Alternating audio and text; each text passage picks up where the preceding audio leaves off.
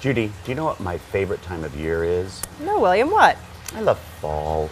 That's because you're gorgeous.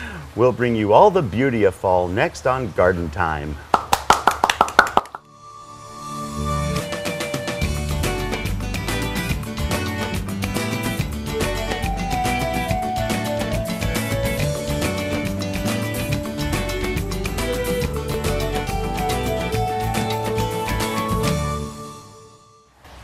Fall really is a beautiful season here in the Pacific Northwest. We are celebrating it down here at Garland Nursery in Corvallis, where they have everything for your home and garden. They have beautiful fall decorated trees and even these wonderful gourds, which they grew themselves. And you know, there's also many events going on here, so go to garlandnursery.com to find out more information. And coming up in the show today, while we were down at Corvallis, we went over to OSU Vegetable Garden and learned all about the Indigo series of tomatoes. We'll also be showing you at Swan Island Dahlias how they pick the dahlias of tomorrow by going through over 20,000 varieties today. But first, we'll hear all about Dulcy Mahar's new book.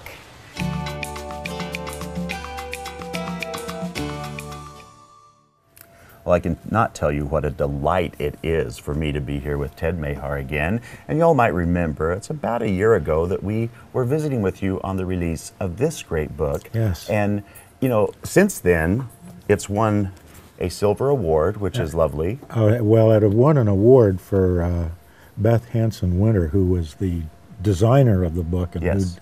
I can brag my brains out about how great the book looks because Beth Hanson Winter made it look that beautiful. And she's an amazing, but she does a great Yeah. job on it. Yeah. And so since then, though, also, there's another book that has just come out. Tell me about that. Well, the first book sold out in 34 days. Wow. And then we had a second printing, and the affection and the demand for the book seemed so great that it seemed that it would be almost a sin not to bring out a second book. So the second book looks very much like the first. If anything, it may look even more attractive, which was hard to believe. But it has another 140 of Dulcy's columns. This book is a little bit different in that they went into the house and got some of our Dulcy collected art from literally all over the world in our travels and local antique stores and stuff, and got a taste of the kind of decorations that Dulcy liked. Tremendous emphasis on animals: cats, dogs, pigs, frogs. And you see that not only in this, but certainly through the gardens with statuary. Yes. One of Dulcy's philosophies in putting the garden together was she wanted it to be that any place you looked, you would see something interesting. Yeah. If you were looking at something here, and let's say it was a sculpture of a raccoon, which was made by a dear friend of Dulcy's who has since also passed, and you could turn right around, and there was something else. And it has pretty well worked out that way. And of course, the garden itself looks terrific. She and Doug, the Wonder Guy, a real partnership. They planned everything. Well, and too, I like that in this book, not only do you get to see a much more personal and intimate look at her, you also separated the columns into seasons, did you not? Yes, and I wish I could take credit. That's an excellent idea, and again, it's something that the publishers, that was their idea. Yeah. And when I heard it, I thought, yes, absolutely, go ahead. I didn't know that they would be able to do so much with winter, because winter is, let's face it, you don't want to go out with your trowel and your shovel in December. You know, on Christmas Eve, you can lay off the garden. Yeah. But a lot still happens out there. A lot still happens, and Dulcy was able to produce 52 columns a year, even November, December, January, and February, So where is it that people can go and find this great book? Oh, Costco, Powell's, a great many garden stores are carrying it, 7Ds, and really bookstores everywhere. I mean, I've seen it at Barnes & Noble and Lloyd Center, and the great little bookshop in Multnomah Village. It's being well distributed. Wonderful. Well, you know, if you first of all, if you didn't ever know Dulcy or get to read any of her columns, this book will certainly give you an insight into this amazing woman. But now, those of us that did know her and love her get to even find out more about her life and the influences that helped create the beautiful gardens that she continued to create and love all of her life. Ted, it is such a delight to be here again. Well, thank you so much. Thank you. It's a delight to be back. I have to say one thing. One of the appeals of Dulcy's column was her self-deprecating humor. Yeah. And from reading her columns, you might expect the garden to be kind of a reeking slag heap. I mean, it's obviously it's a tremendous accomplishment, but her constant, she kept teaching by example. Here's what not to do. Yeah. You know, and it really, really worked. It really did. So for finding out exactly how you can become more like this lovely lady was, you can go to any of these places, buy the book, and find out some great history about this lovely human. Thank you again, Ted. My pleasure, again, as usual.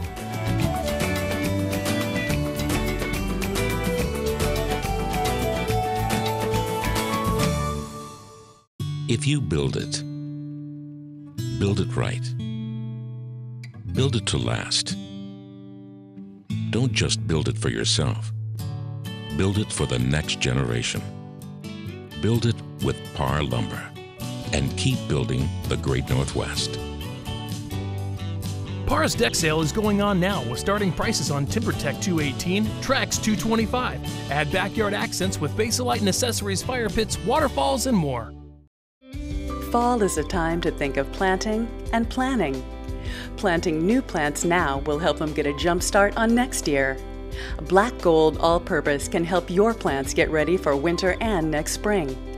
Formulated with a blend of natural and organic nutrients, it contains everything your plants and spring bulbs need for a happy and healthy start. Look for Black Gold All-Purpose at your local garden center or nursery. Black Gold, all the riches of the earth. When you go into a standard TV and appliance store, you get to actually interact with the appliances, how a kitchen is set up. They can walk in the store, they can feel it, they can touch it, they can use it, they see how it works. And really experience what it is like to own that appliance. It's just such an amazing tool that works for us every single time. Since 1947, we set the standard. Standard TV and appliance. A destination farm and garden market featuring the very best each season has to offer.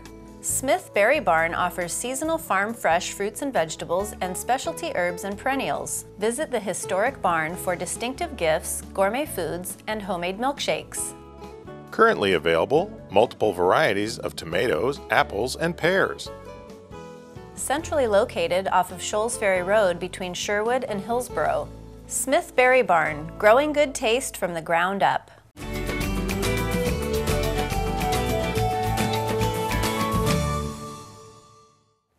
Well, I think everyone loves tomatoes, and I have a very interesting guest today. I'm with Jim Myers from OSU. And Jim, what exactly is your title down here?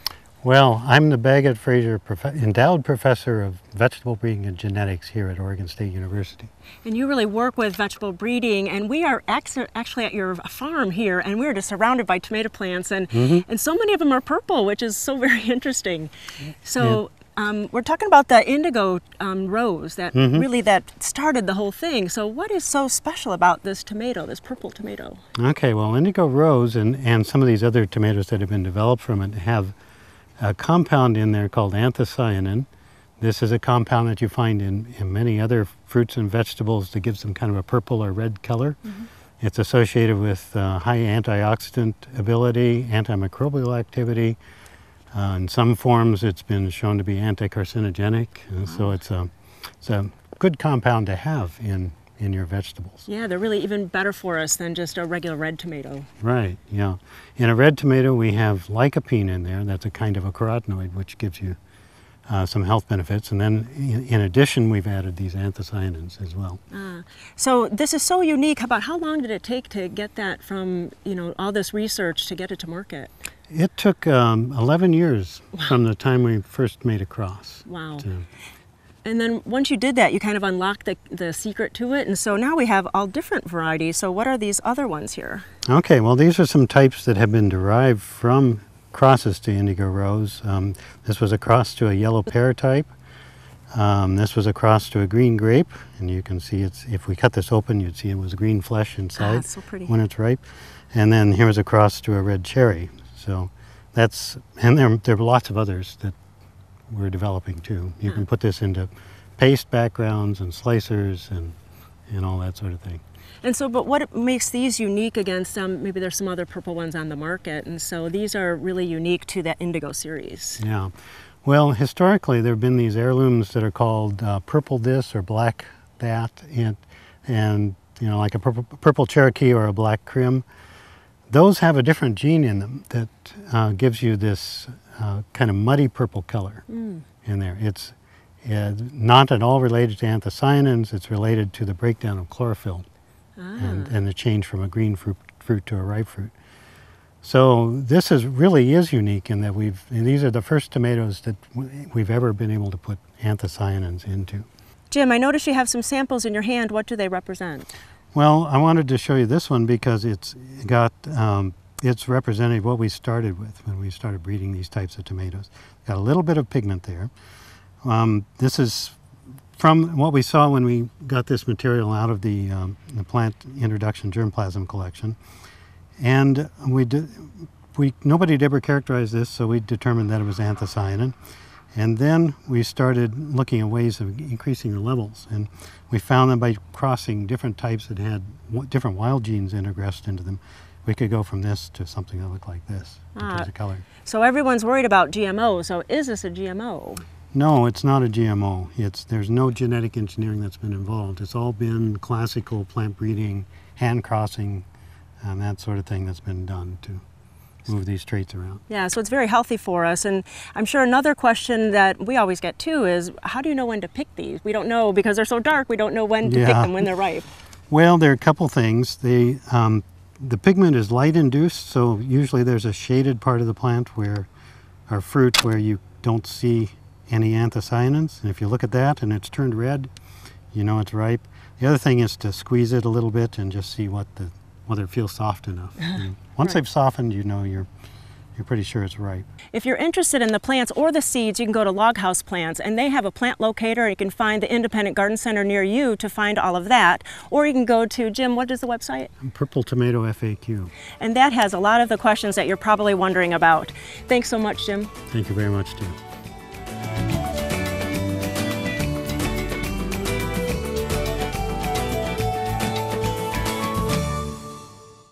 Garden Time is brought to you by Capital Subaru, your way on the Parkway.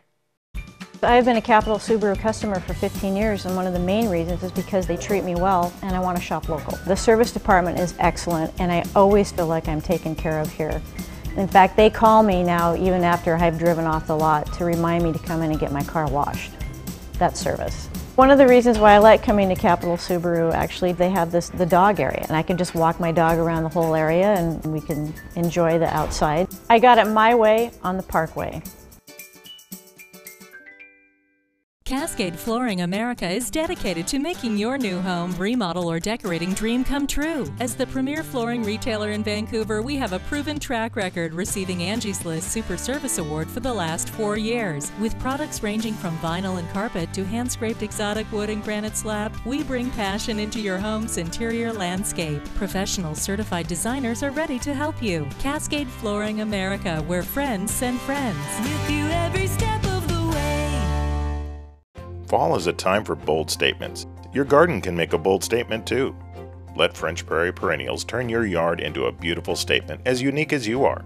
Having trouble picking out the right plants? Try our new visual scaping service. Select from our palette of rare and unusual plants and see them placed in your yard before you buy.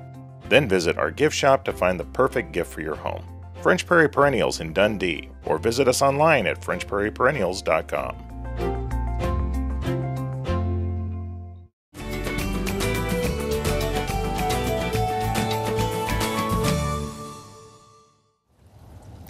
So, you know, we hear an awfully lot of information about drought-tolerant plants and plant native plants because they're drought-tolerant. Well, I am here with Amy from Planet Earth Design, and we're going to do a little bit of talking about that, Amy. So let's just jump right in at this end. I see clearly a fern, and what is this? Is this a This is an huckleberry? evergreen huckleberry. Yeah. It's a fruit-bearing native plant, which is really great for those that love edible plants. And both are natives. Both are native plants, and both do great in our climate, but not anywhere in the garden. These are both plants that like some shade. Yeah. They can both tolerate a little bit of sun, but their preference is to be in the shade. Okay. So they like a similar condition, so it's a good group of plants to plant together, but not anywhere in your garden, only in a spot that is shade loving and drought and is dry in the summer. So then I'm going to make a little leap of logic here. Right beside these are some herbs. Yeah.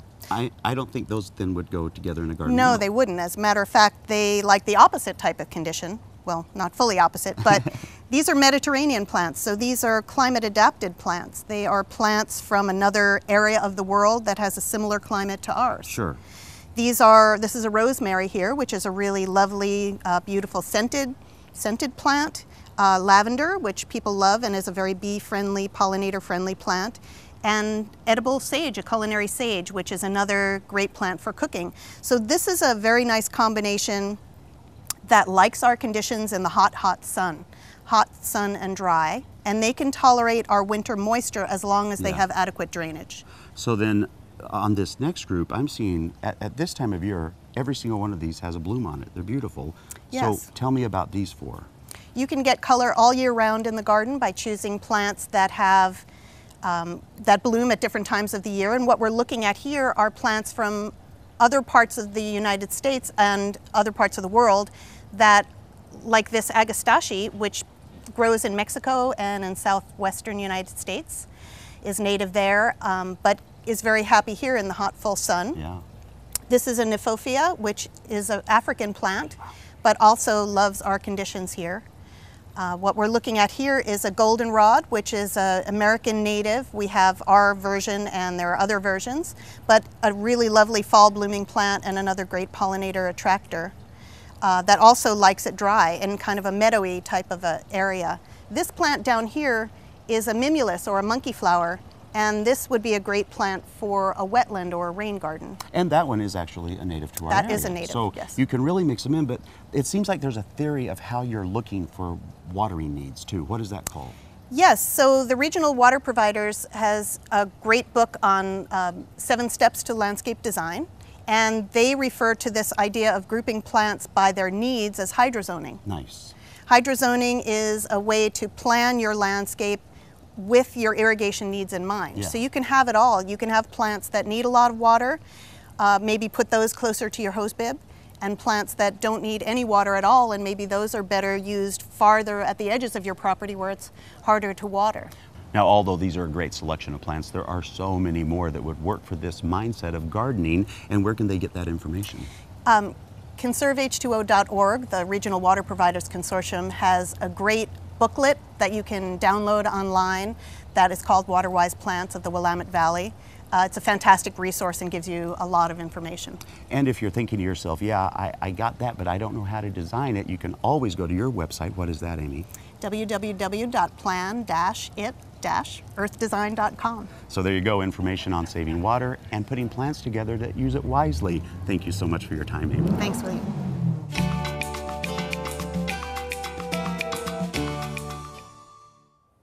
I'm at Swan Island Dahlias in Canby with Nick, and Nick, you know, we love coming out here, see all these beautiful flowers, but, you know, let's talk about where they all come from, because really you plant seeds every year, and behind us are all this year's seedlings. Right, yeah, we have a little over 20,000 here behind us, and seed is where all the new dahlias come from. Basically, 99% of the new dahlias come from seed, and it's really a hit and miss thing where you plant many to get just a few very good ones. And if you have a seed pod that you pick off a plant, and you get down in here and you let this dry in the wintertime. Oh, look See if at I can get some of these out of here.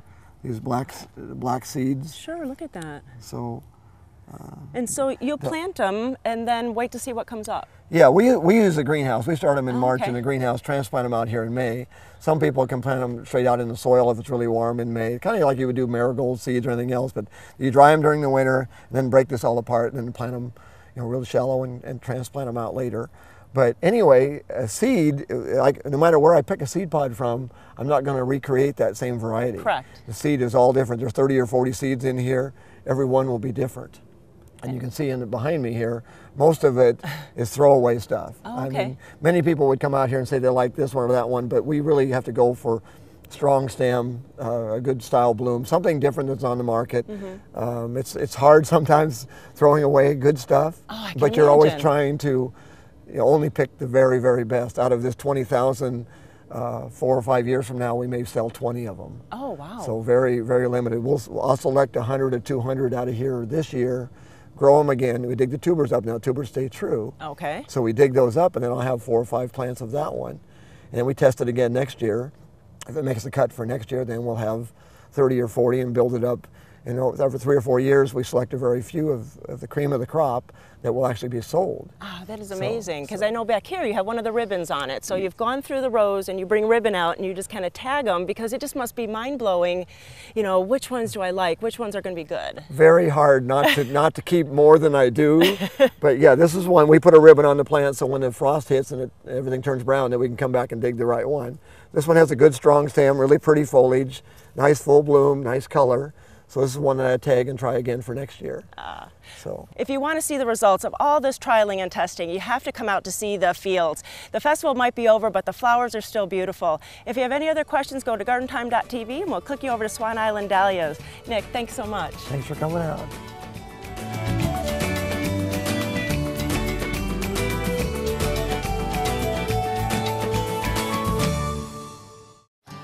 Is your garden in need of refreshment? Hi, I'm Sarah, and there are plenty of things in bloom at Portland Nursery. Come check out our beautiful fall color to perk up your garden. At Portland Nursery, we consider fall the second season, and the gardening opportunities are endless. Establish next year's trees, replace lettuce and greens, or get a jump on onions and garlic.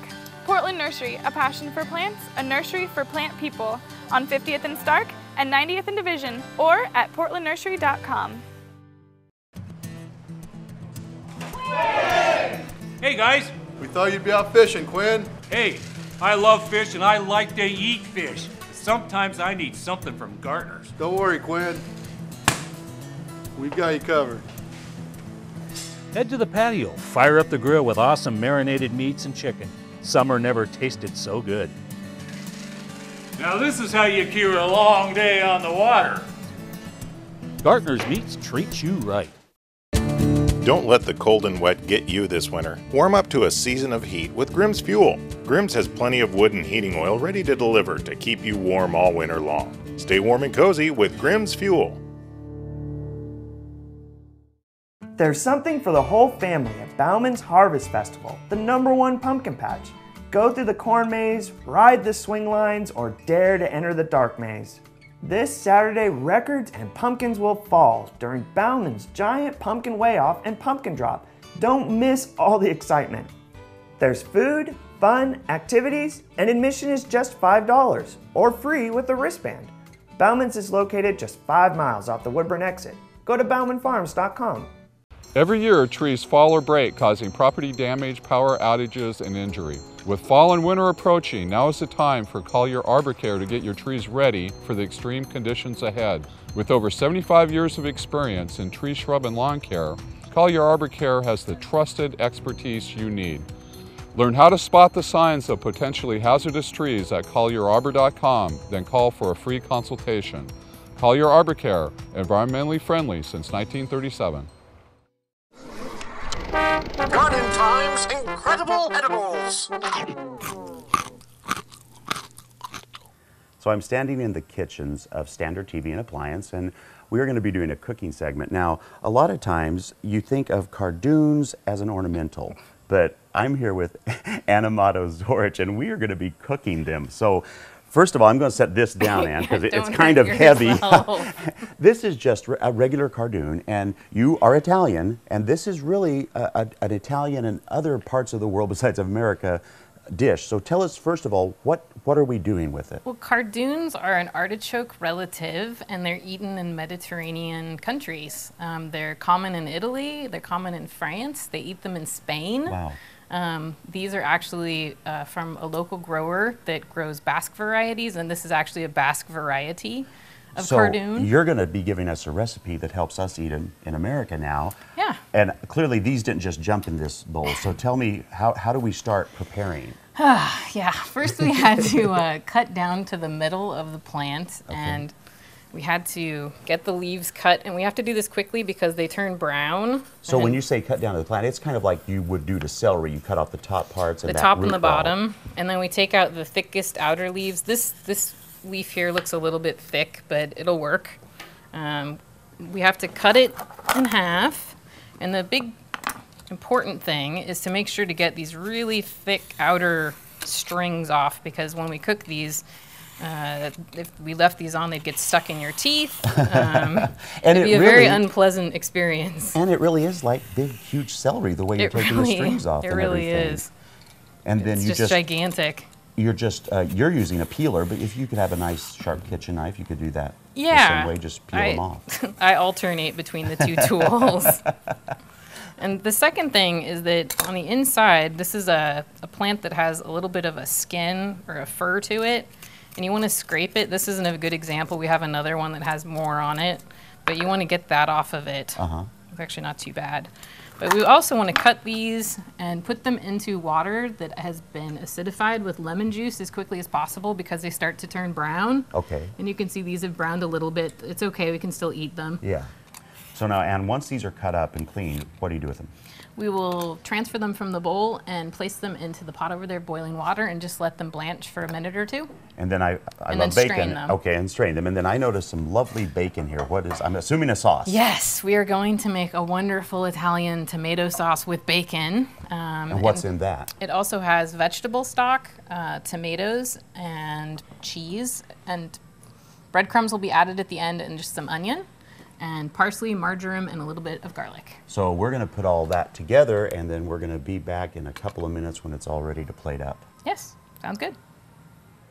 All right, Ann, while I'm itching to try this, first of all, tell us, what were the steps in making this? After we put the cardoons in the boiling water, we drained them, and then I made a sauce with tomatoes, bacon, onion, garlic, and some herbs and stock.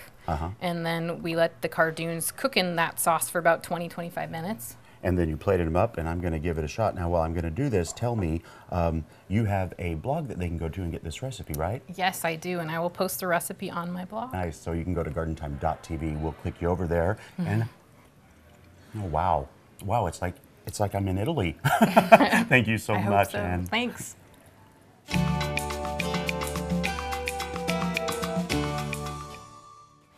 Fall is a beautiful time to be at Garland Nursery or any independent garden center. There's lots of fall festivals going on and lots of events. So go to their websites to find out more information. Or you can also go to gardentime.tv, and we have a listing of the various events that are happening around the Pacific Northwest as well. Now, if you'd like to watch part of the show or re-watch something that you just found fascinating, go to gardentime.tv and click on the This Week button, and you can watch it there on YouTube.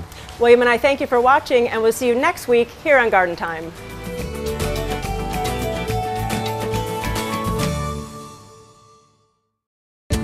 Don't let the cold and wet get you this winter. Warm up to a season of heat with Grimm's Fuel. Grimm's has plenty of wood and heating oil ready to deliver to keep you warm all winter long. Stay warm and cozy with Grimm's Fuel. The proceeding was a paid program of the Guston Creative Group and its sponsors.